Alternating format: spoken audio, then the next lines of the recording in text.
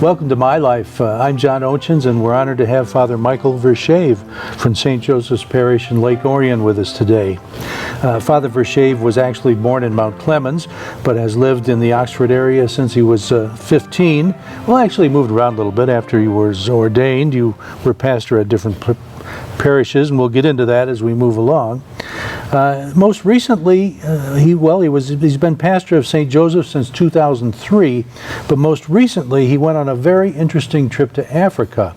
Interesting for a number of reasons, but interesting to me because it had something to do with human trafficking, which is something that we recently had a special here on Oxford Community Television about.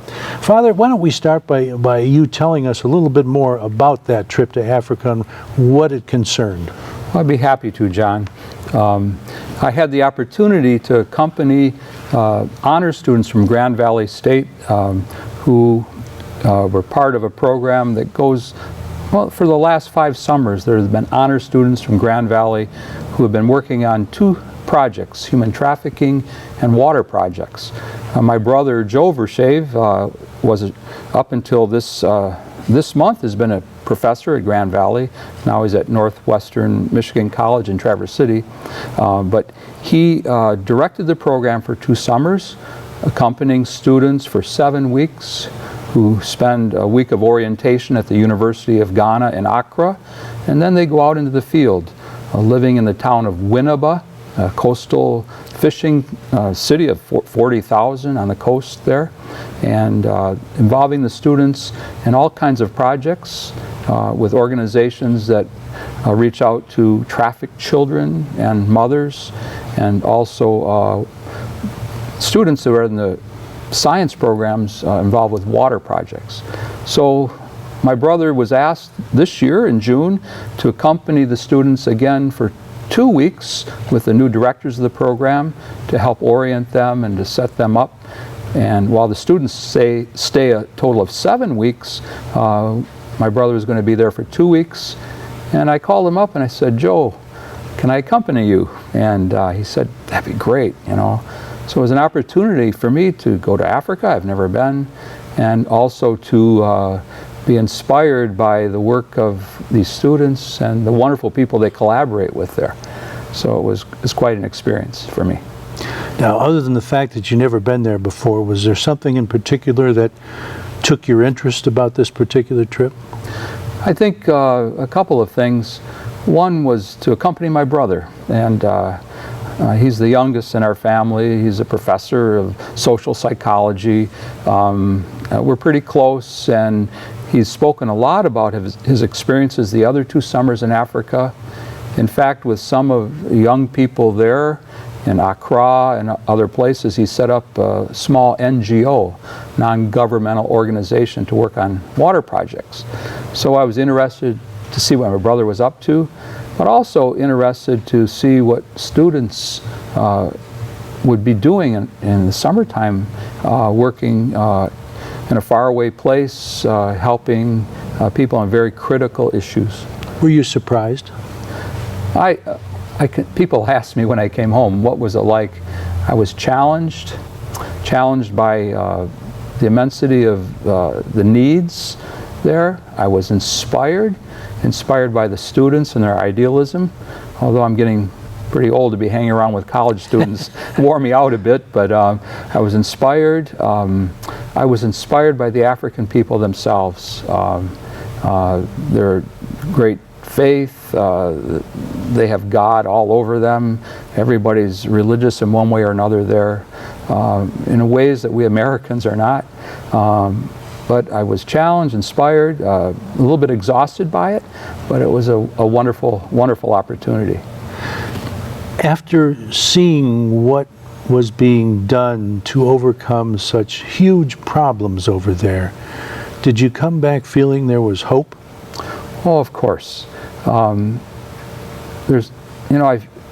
experiencing the idealism of youth and the energy, of the African young people who are so generous and giving of themselves, even though many of them have limited resources, but also our own students, American college students who have ideals and want to share their skills and with others and go there to learn. I think it created a lot of sense of hope for me. And what's happening there and other places in the world, I'm sure, and I'm sure a lot of the viewers in various churches they belong to probably have mission projects. They go to different areas of the world. It's usually the things that seem most hopeful are the personal contacts with people across the globe, the small initiatives that people take to help each other. I think that's what's hopeful.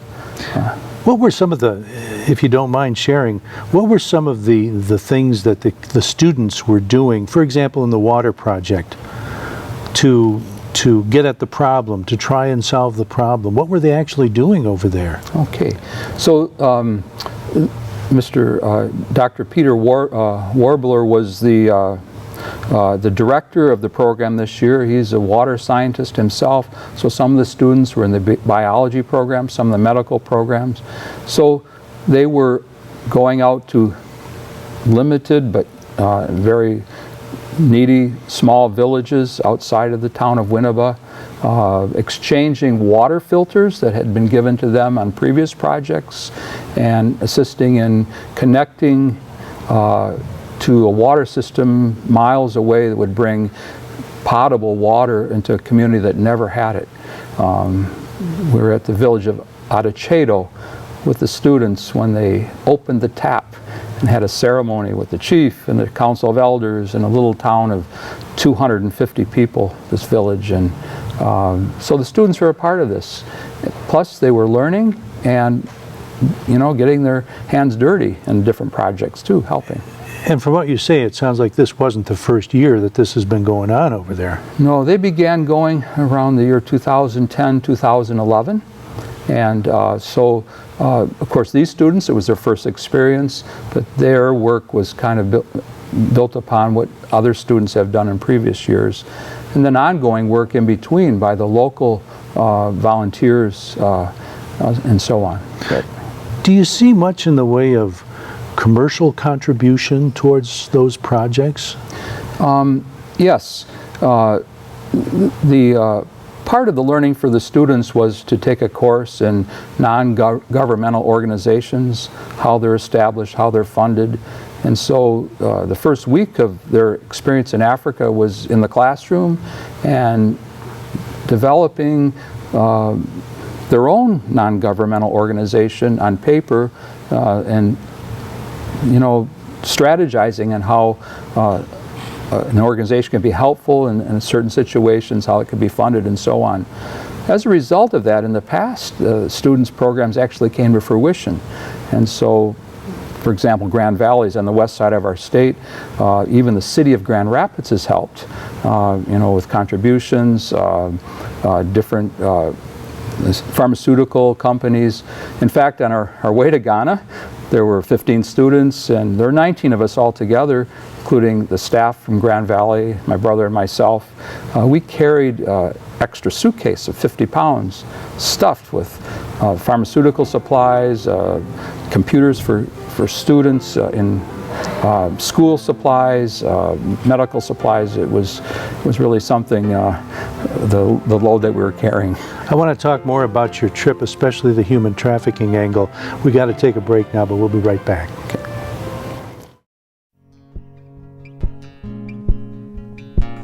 Canine Stray Rescue is Oxford's own local dog rescue. Each year they take in hundreds of dogs and bring them into suitable homes. A certified nonprofit organization, Canine Dog Rescue strives to give pound dogs a new leash on life. To donate, adopt, or even volunteer, call them at 248-628-0435 or go to their website, dogsaver.org, and click on the Canine Stray Rescue League link.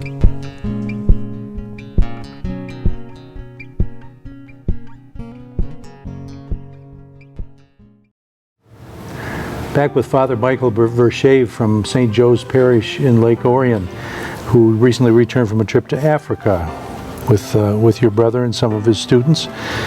I wanted to ask about the human trafficking angle that they were focusing on during that trip.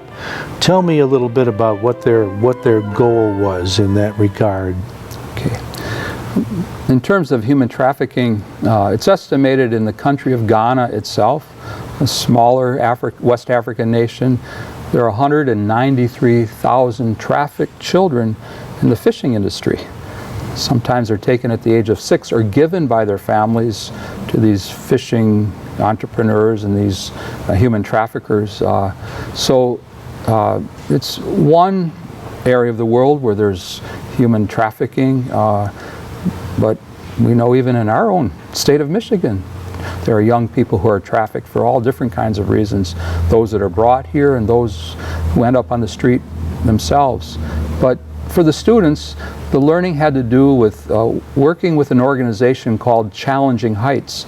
It was founded by James Kofi Annan, who himself was trafficked as a child at about the age of 7, and at the age of 12 he was able to escape, and he got on with his life, became a banker, but then he said he had to do something about it. And so he founded this organization called Challenging Heights. They are very careful in their work. They rescue children. They have a rescue center called Havde House, which I visited, and the students were working at as well. But a school within the city of Winneba, Challenging Heights, have about 750 children they've established.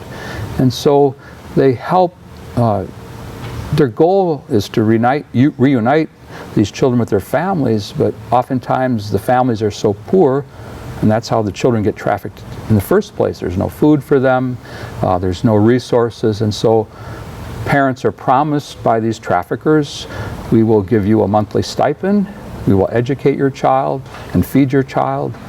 But the reality is they're empty promises. The children work very hard in dangerous situations. Lake Volta, which was a dammed up lake, much like Lake Orion or many of the lakes around here. The fishing in the tropics there are many fish.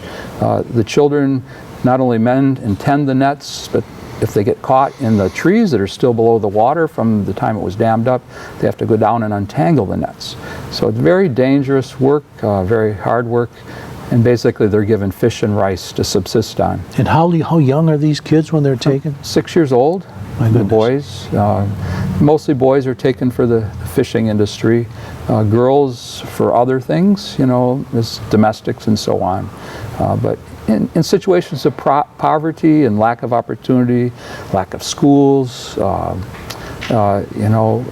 children are at risk. Did you see much in the way of the threat of kids being taken and sent overseas from there? As far as I know, most of the trafficked children in Ghana remain there. And so, but you know, I think it's endemic to trafficking in a lot of impoverished places. A lot of times they end up being, you know, sent away, you know, to other places. But the focus there was helping the local children that have been rescued to you know, get them educated, restored to health, if you will, and finding a way of reuniting them with their families or families where they would be safe and secure. Was there anything that surprised you the most about that particular situation? I think visiting the rescue center where children were recently rescued, their joy, the dedication of the staffs that serve them, the generosity of the workers, and I guess you know, we think of trafficked children or slaves, modern slaves, that they're dour, that they're lower class of human beings, but they're children, and they steal your heart. And you know, they're as bright and as active and optimistic as children here. You know, and so they're human beings, and so I think the contact with them and understanding that really puts the whole problem in a bigger context of how awful this is in our world, where there's an estimated 27 million trafficked people, adults and children in our world today. I think the United Nations has different figures about that, and you probably are better informed about it than I am, but you know, they're human beings like you and I, you know, and we think of our own childhoods, the families we grew up in. We're given many opportunities that a lot of children in our world are not available to them. Did you see any success being made in curbing that problem over there? Well, they're making a dent in it. One of the Challenging Heights as an organization, they have different missions. One is the hands-on rescuing of children and providing for them, but they try to provide education for the public. So they have a radio station, a program once a week where they talk about the issue in those local communities, instruct parents about other options other than giving their children over to traffickers, and they try to make some legislative and political initiatives as well.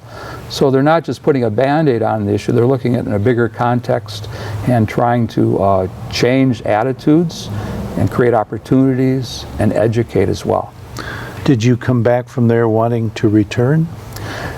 That's a good question. You know, I become a senior citizen this week, my 65th birthday, and it's a wonderful feeling, isn't it? It is to get a Medicare card and, you know that I have a safety net for myself.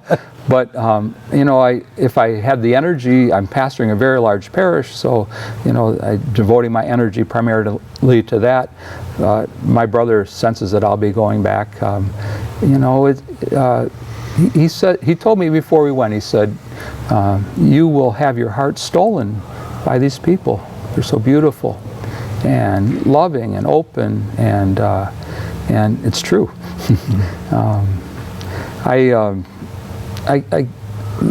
This is maybe a little bit related to human trafficking or the energy level for going back, but afterwards we were there for 2 weeks. I said to my brother Joe, we need to take a vacation day. We've been running around, we've been making contacts, visiting mayors and doctors and trying to set up things for their program.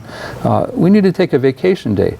So we did. We hired a car and a driver, and we went to Cape Coast and Elmina for the day. It's not too far from Winneba, about an hour's drive, to coastal cities where there are slave castles remaining. And so we toured them and learned a little bit about the history of slavery from the African side, and made me open my eyes to our own country and culture. It was so influenced by the influence of so many Africans, West Africans that came here over 400 years.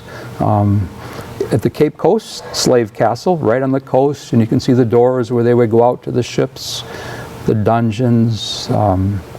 In 400 years, 20 million Africans were shipped from the ports of West Africa to the New World, North America, Central America, and South America. For every one that was put on a slave ship, 3 died in the process. And the museums there, see the implements, tell the stories, the branding, all the things that happened. In Cape Coast, there was a plaque where our President Obama and Michelle visited in 2009. Michelle's family members had come through that slave castle to the New World. Have to take a break. Okay. But we'll continue on this when we return. Father Michael Verschaeve.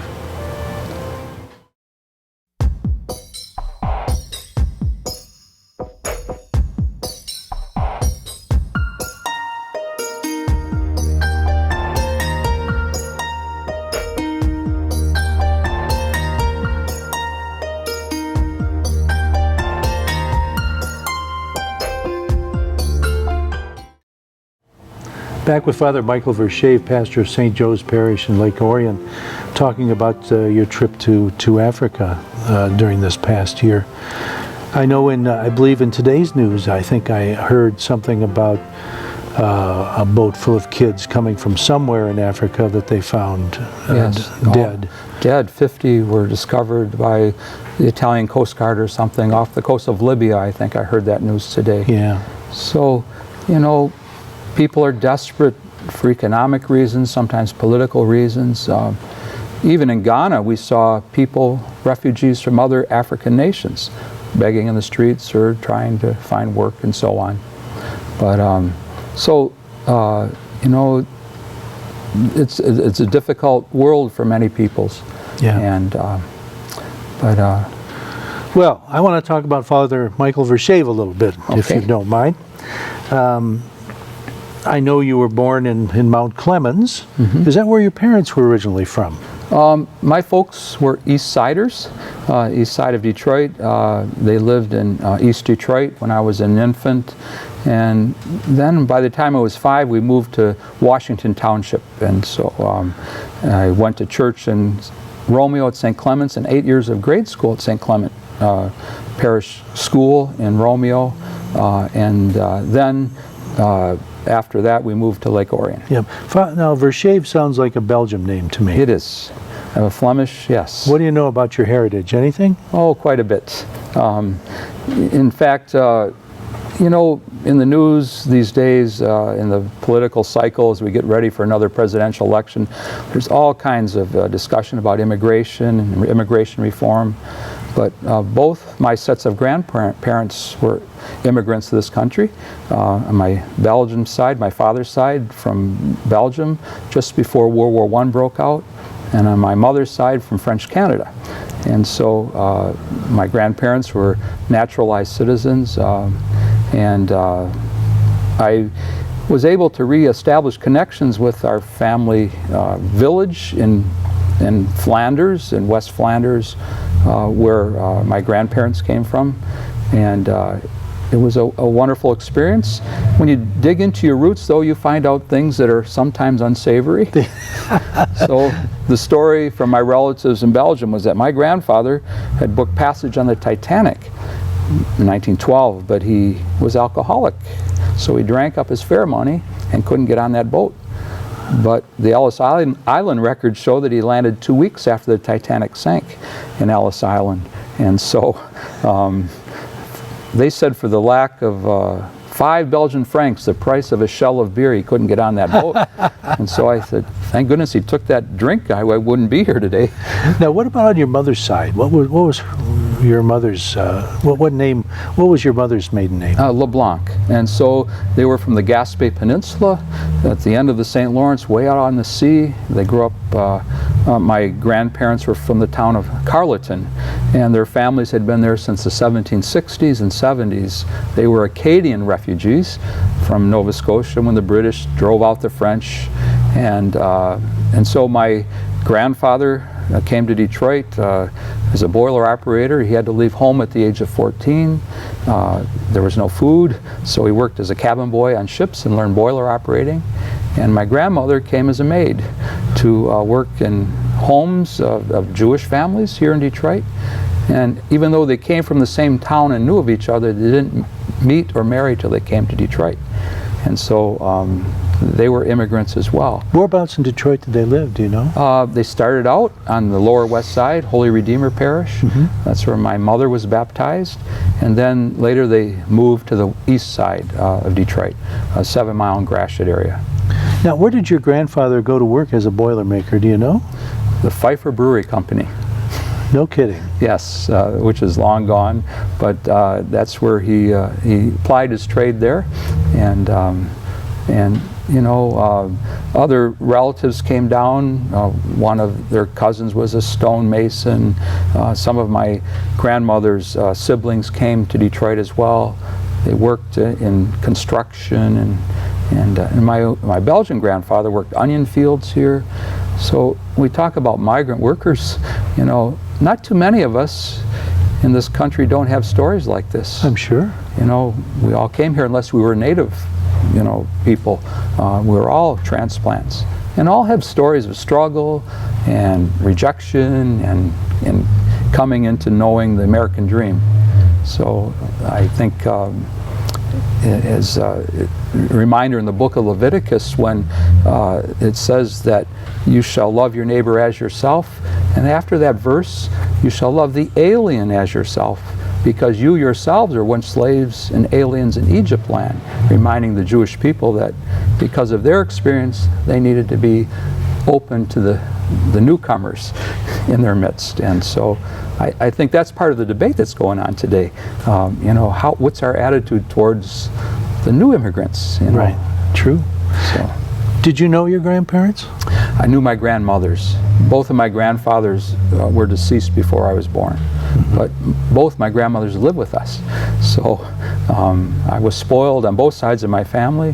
When I get disciplined by my parents, I could always go to one of my grandmas for a court of second appeal and get spoiled and cuddled, and so there was more of that going on in that era. There sure was. Yeah. Yes. Yeah. So where were your parents born? My parents were both born. My mother was born in the city of Detroit at home. What side of Detroit? Southwest side of Detroit. Southwest? Right. And my father was born in Meade, Michigan, just off of Garfield, I think, up by Richmond and that area. He was born in a farmhouse as well. Oh, okay. Now, how did his folks get to Meade, Michigan, and why? Well, was his dad the Boilermaker? No. Oh, okay. I'm No. sorry. My grandfather Verschaeve was an agricultural worker. Okay. So they moved up there to be on a farm. And then during the Depression, you know, which followed shortly, my father was born in 27. The Great Depression broke out in 29 with a stock market crash. A lot of city people thought there was security on the farms. You know, they had roots in farming, and so they thought, well, at least we'll have something to eat, you know, and so there was back and forth migration, city to farm during that time. Right. In our family, at least. So how long did he stay on the farm? At what age did he move towards the city? Yeah, I'm not sure all the details of it. I know from the 1930s census record, I've done a little genealogy research, they were living in Emmett at the time, so up farther by Port Huron on a farm, and the census worker asked what language is being spoken in the home, and they said Belgium, but then it was scratched out and Flemish was written in. So my father didn't speak English till he went to school, and neither did my mother. She spoke French and my father spoke Flemish. Although they were both born in this country. Both born here, yeah. Yeah. So, but I think the story of our family is not untypical of so many families. No, not at all. So you were born in Mount Clemens. Yes. And what do you remember of your life as a young boy prior to starting grade school? Were you out in the Mount Clemens area at that time? Well, we lived in East Detroit, 2 different homes that my father built. So I remember the second home till I was about 4. And what was your father doing at that time? He was working for Ford Motor Company as a boiler operator. Okay. We're kind of running out of time, Father, but we're not running out of questions. Okay. So what I'd like to do is have another segment with you on our next My Life, if you don't mind hanging around with us. That'd be fine, John. And we hope you'll rejoin us for that. Father Michael Verschaeve from St. Joseph's Parish in Lake Orion. We'll see you next time.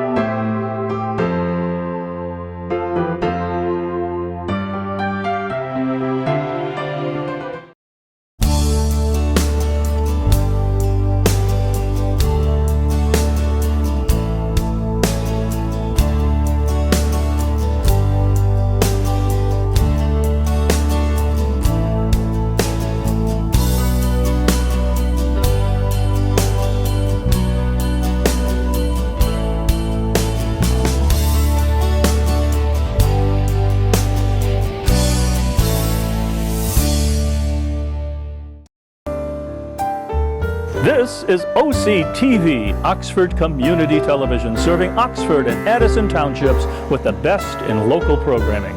On Charter Channel 191, AT&T UVerse Channel 99, and our website, OCCTV.org. OCTV, we provide local programming that brings you closer to home.